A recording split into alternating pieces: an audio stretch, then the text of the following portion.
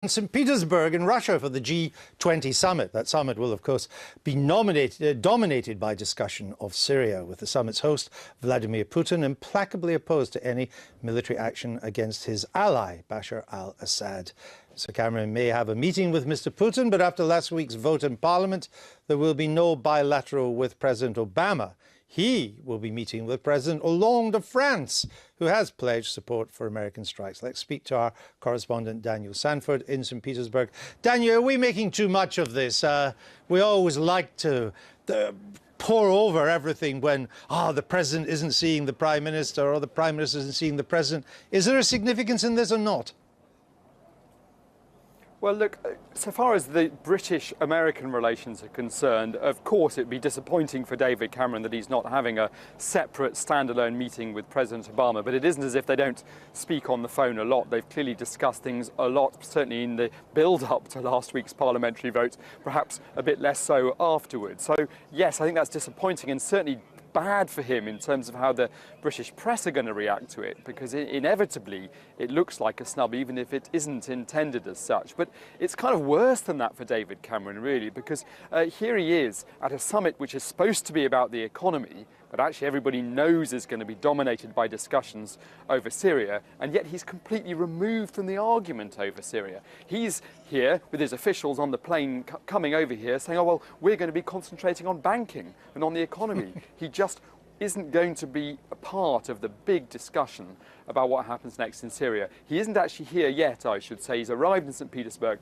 but he hasn't arrived right in the distance there at the Constantine Palace, St. Petersburg's Constantine Palace, where the discussions are actually going to take place. He'll be here in the next half an hour or so. Good. Well, I'm glad you got there before him, Daniel. We'd only expect that in the case of the BBC. All right, if the Brits don't matter that much on Syria now, do we have any clear idea yet what the American strategy will be?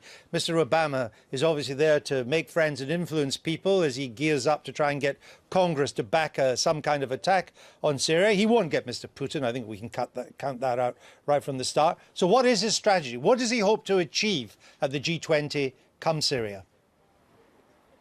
Well, I think it's about winning the argument. Whether he's going to win an argument that actually amounts, there's not going to be sort of a vote of the G20 at the end of the summit and everyone's going to kind of make their view known. But it is about winning the argument internationally. For example, the Mexican president was talking to the BBC just recently, saying that, yes, he's had Obama on the phone apologising for what the NSA had done to the Mexicans. And that's important stuff for Obama, to try and build these bridges with all these leaders that are here, so that he can then sit down with them and say, and now, about Syria, are you on my side? Are you on President Assad's side? And of course, in the other corner, there'll be President Putin saying exactly the opposite. OK, Daniel, thank you very much for that. Good to talk to you live from St. Petersburg there. We're joined now back in London by the former Defence Secretary Liam Fox and former Middle East Minister for the last Labour government, Peter Hain. Welcome to you both. Liam Fox, Paddy Ashdown said that last week's events had, quote, a profound implication for our country and they diminish our country hugely. Do you agree with that? To an extent, I do. Certainly in the short term, Parliament's decision last week has left the Prime Minister sidelined in any discussions that there will be about Syria at the G20. And it has, I think, given some pause for thought amongst our allies about the deliverability of any promise that future British Prime Ministers might make. So I think there are serious questions that we in Parliament have to reflect upon about how the events of last week are interpreted internationally. How did you vote? I voted in favour of intervention. Intervention. Do you agree with Paddy Ashdown? I agree in the sense that the Prime Minister should never have put himself in the position, nor our country in the position, where he could be humiliated on a fundamental foreign policy matter. It was his misjudgment. He tried to bounce Parliament, and Parliament wouldn't be bounced. You think he should have foreseen that? Because there were plenty of people saying I mean, we had a majority. We had a debate, and I was part of moving the motion on the 11th of July, when the House voted on a backbenched motion on a Thursday afternoon, when there were not many MPs there, by 114 to 1, with 39 Tory MPs saying that effectively the government's policy was wrong. Because at the root of this is that I believe this is the most monumental foreign policy failure in recent times, that what we should have been doing all along is making sure we got negotiations on track instead of posturing over regime change, arming the rebels, and then finally military strikes, all of which have been a failure. How did you vote? I wasn't there to vote. I couldn't get back on time. How would you have voted? I'd have voted for the Labour amendment and then against the government motion, exactly how we did. Is it in our power to get negotiations? I mean, as I've been following this, it seems to me that there's been huge attempts to get negotiations, and they've failed because neither the Russians nor President Assad have much interest in negotiation. Mr. Assad, in particular, thinks he's winning.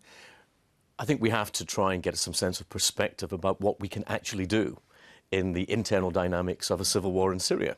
I've been against intervention in the civil war itself, and I think there's a limit to what we can do diplomatically. We have pushed very hard. William Hague's put a lot of effort into trying to get diplomatic activity going. But if the two parties, or in this case, the more than two parties involved in the civil war, don't want to negotiate with one another, what chance is there? I mean, it's always oppositions, whether it's his party in opposition or yours, always say, oh, we must try and get more negotiations. Sometimes when you're in power, you just can't get it. I mean, your government tried to negotiate the Iranians out of a nuclear bomb. That didn't help us very much. I mean, what makes you think President Assad wants to negotiate at all? Well, first of all, I'm not a pacifist. I backed... Well, I'm not accusing you of that. No, but I just want to make that clear. I'm not part of the Peacenik Brigade. I was behind the action in Kosovo. I was behind, as a government minister, intervention in Sierra Leone. I was in the cabinet that took the decision to invade Iraq. So the fundamental point about Syria, however, and I agree with a lot of what Liam said, is this. This is a civil war. This is Sunni versus Shia, Iran versus Saudi Arabia, Russia versus America. And Assad, like it or not, and he's a barbarous dictator, is backed by nearly 40% of the population who don't much like him, but fear the alternative, possible Sunni genocide, that includes jihadism. Christian Syrians. Christians, indeed. And the Shia Kurds. Syrians and the Alawis, yeah. And so this is a very complex civil war, and I don't accept that negotiations have been pursued vigorously by either side. The opposition... But you don't think it's been pursued... Obviously, negotiations have not been pursued by either side in the civil war. I understand that. No. But your criticism is the British government hasn't done enough. Well, I don't think it has. I think it's been pursuing the wrong policy. First regime change, then arming the rebels. But if you take, for example... What has it not done in terms of trying to force the peace of negotiations I think we should have? We should have said to the opposition forces, we're not going to arm you. We're not going to demand regime change, because this is not possible in this situation. What we should have said to them is, you come to the table, you come with a plan for negotiated local ceasefires, access to humanitarian relief, nominating ministers that you want to serve in a new government, and accept that Assad's ministers will also serve in that government. That then gives you a basis for negotiation. But we haven't been doing that. And it's very difficult. It's incredibly difficult. But we know from Northern Ireland and from other parts of the world where there have been conflicts like this, it's the only way forward. But last time I looked, Northern Ireland was British sovereign territory. Why, in the end, should anybody listen to us on Syria? But this was Why should President Assad listen to us? Why should the Islamic side of the rebels listen to us? Because we're members of the Security Council, because we're members of a number of other international institutions, including NATO. I think it'd be a disaster if last Thursday's vote was taken as a sign of British isolationism. On the contrary, we should be more active on the international agenda. But there's a real danger here. If you look around the world, in America, this issue, at least to an extent, has up till now been used as a partisan issue, government against opposition. The same seemed to be happening yesterday in France. It's been happening in the United Kingdom. It is very dangerous in a deeply interconnected world where the security problems over there can be over here very quickly, for politicians to use any of these issues as party political footballs. But I think one of the reasons why Parliament voted the way it did on both sides of the House, and why public opinion is as it is in Britain, is that people have yet to be convinced of supporting what seems like a futile gesture. I mean, the debate in Washington at the moment is about how few missiles Mr. Obama needs to send. This is not a debate about regime change or about invasion or about bringing people to the table. It's a debate about, I said a red line shouldn't be crossed, I better do something about it. Why should we support the Americans in that? I think there is a serious issue here about the use of chemical weapons, the way that we saw a few weeks ago on our TV screens. We've all saw, and we were all horrified by the pictures. The question is, will the international community do something about it? The difficulty is getting the judgment right in terms of military action between sending a signal to the Assad regime about our ability to degrade its command and control, for example, and doing it to an extent that it actually changes the dynamic of the civil war. As my understanding is, no one in Washington's talking about. I mean, Mr. Obama at the moment is bigging up what he might do to try and get more people in Congress to back him, because he's a particular problem in the House. But that's not what he wants to do. Every time he talks about this, it's limited, narrow, it will be targeted. It's basically, as I say, a futile gesture, if you want to use the old, remember that Peter Cook joke, time for a futile gesture, chaps? It is. Or it's no more than a slap on the wrist. Well, it depends what you're going to do subsequently. The message has to be to both sides in the civil war, and both sides have chemical weapons, we know. If we don't... We know the rebels have chemical weapons? If we don't send a strong signal, then there's a chance that either side might use chemical weapons again. The difficulty, and I think where Parliament wanted more debate and more information, was what happens if we send this signal and they do it again?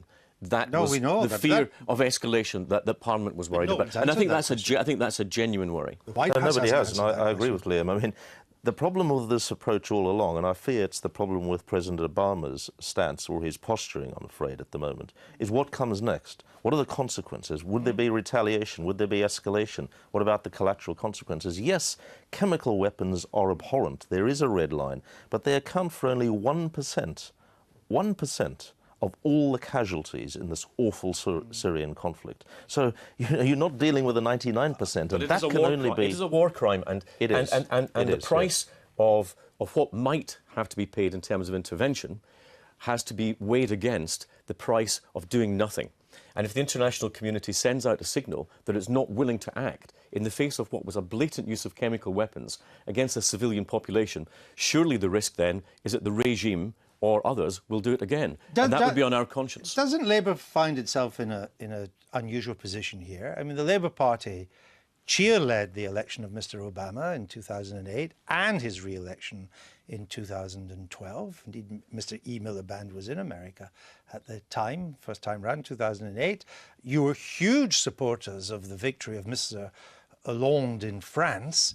And yet, if you had a vote in Congress next week on the existing Labour Party conference, motion, listen to the Labour Party policy, you'd be voting against Mr. Obama. I would, and it's very disappointing to me, frankly, but I think that he and Francois Hollande have actually gone down the wrong track, and it's the wrong track we've been following as well. You know, the opposition leader, the president of the opposition last year in Syria, resigned because he couldn't get agreement amongst the different groups to pursue exactly the negotiating strategy that I'm suggesting could make progress in this situation. So that's where we should be focusing. Let me bring in our friend from local government. Does the Local Government Association have a policy on Syria? No, I can probably say we don't. So the views are mine. What are your views? Well, I would have voted against action had I had a vote in the House of Commons. Interesting. And you're a leading local government conservative. Well, I think the difficulty was the case wasn't made effectively, both clearly in Parliament, but also in the wider area. I think one of the things that has surprised me was the lack of. Peter Hain referred to being a member of one of the 5 permanent members of the Security Council at the UN, and a sort of a world leadership role that comes with that really important role hardly was mentioned at all. And maybe, I mean, if the message isn't received in Syria and there is further action, maybe that argument that we have a responsibility that goes with being at the very centre of the UN might be part of a further debate on the floor of the House. Viewers from Scotland have just joined us. They're watching the Daily Politics here from London. You have joined us from Holyrood's First Minister's questions. So I better give you the last word so they'll still feel at home when they hear your voice. Well, my grandfather was Scottish. But you can't do the accent. I can't do it. Here's a leading Conservative saying what a lot of people have said was that Mr. Cameron just didn't make the case. And even if that were true, there was a promise of a second vote. We could have taken the time. We would have then had the announcement of President Obama going to Congress. Okay. We would have then seen what the French were doing. Now, the Prime Minister has been sent into negotiations on Syria with no hand to play, and that is bad for the United Kingdom. All right, we shall see how things develop. I thank you both for being with us. Traffic jams, airport delays. Traffic jams this morning, big in the southeast. Airport delays big everywhere, they always are. Now power cuts are being talked about. Britain's been rated just 24th in the world for the state of its infrastructure. And a report today suggests it's partly short-term thinking by politicians. That's